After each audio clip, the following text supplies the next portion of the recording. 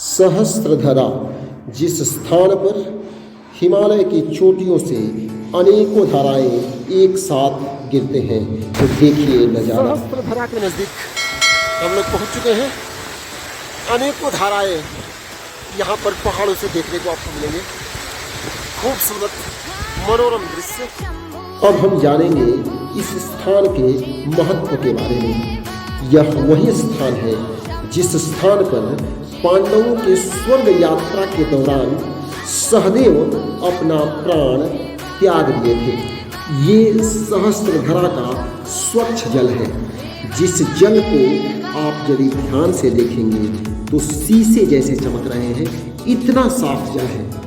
यह जल औषधीय गुणों से युक्त है।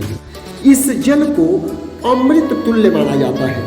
ऐसी मान्यताएं हैं कि इस जल में इतने गुण हैं कि यदि कोई भी इस जल को ग्रहण करे तो उसके शरीर के सभी व्याधि दूर हो जाते हैं।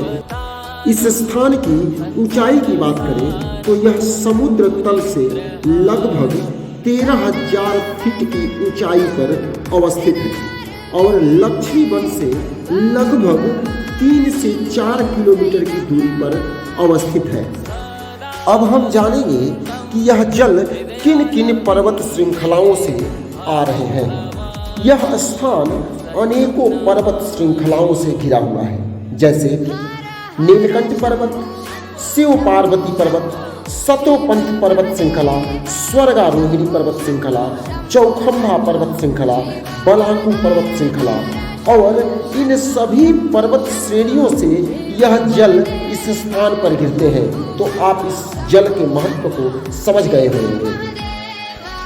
अब यह स्पष्ट हो जाता है कि यह जल अनेकों पवित्र पर्वत श्रृंखलाओं से मिल करके एक स्थान पर आ रहा है, तो इस जल की महत्ता और बढ़ जाती है।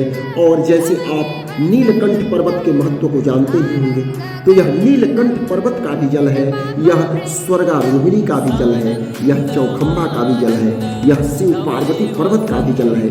तो जैसे हम अनेक तीर्थ स्थलों से जल लाते हैं, उसी प्रकार से इस जल में अनेक तीर्थ स्थलों का जल मिला हुआ है, इसलिए इस जल की महत्ता और बढ़ जाती है।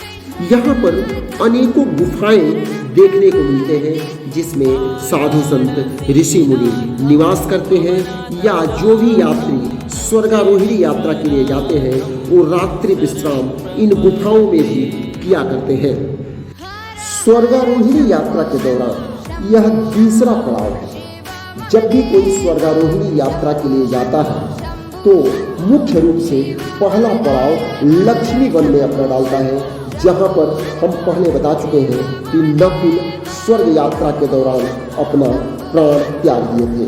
और दूसरा पड़ाव इसी स्थान पर, मीन्स जो स्थान आप देख रहे हैं, इसी स्थान पर सहस्त्रधरा में अपना रात्रि विश्राम करते हैं।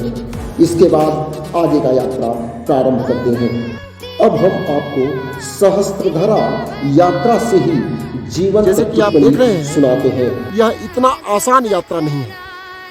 यह अलकापुरी से हम लोग लगभग 4 किलोमीटर आगे आ चुके हैं और ये मनोरम दृश्य का वर्णन शब्दों से तो नहीं किया जा सकता है। अब हम कुछ यात्री स्वर्गारोहिणी के तरफ से आ रहे हैं, उनसे बात करते हैं, तो सुनते हैं उनका अनुभव। जय है बद्रीनारायण। नहीं, और हमारे मित्र साथ में हैं। आप तो लोग शतोपंथ तक गए थे? अच्छा, बर्फ पड़ गया है। कैसा यात्रा रहा? चक्रतीर्थ ये हमारे समझ से हम लोग सहस्त्रधरा आ चुके हैं क्या? ओके, मैंने सहस्त्रधरा यहाँ से स्टार्ट हो गया। ये प्रथम और द्वितीय धारा कह सकते हैं सहस्त्रधरा का। हमारे मित्र सहस्त्रधरा के बारे में वर्णन कर रहे हैं। तो ये यात्रीगण हैवी बर्फबारी होने के चलते शतोपंथ तक नहीं पहुँच पाए। तो अब हम लोग अगले वीडियो में आगे के यात्रा के बारे में वर्णन करेंगे और आगे के यात्रा का मनोरम दृश्य देखेंगे।